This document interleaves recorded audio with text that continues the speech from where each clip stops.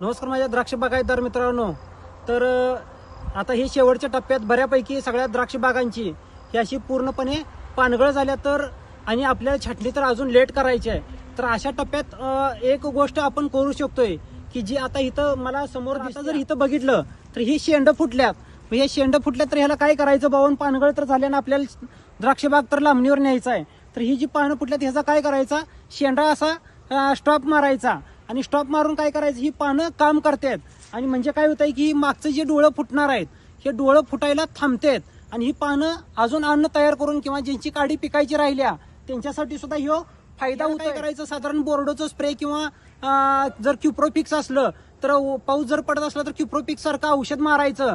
म्हणजे काय होतंय की पानं आपल्याला हायाशी राहण्यास मदत होत्या आणि बोर्डो किंवा क्युप्रोफिक्स अगदी कमीत कमी खर्चात आपलं कामं होत्यात. तर सर्व बागायतदारांनी जिथं जिथं असा प्रॉब्लेम झालाय तिथं ह्या गोष्टी करा.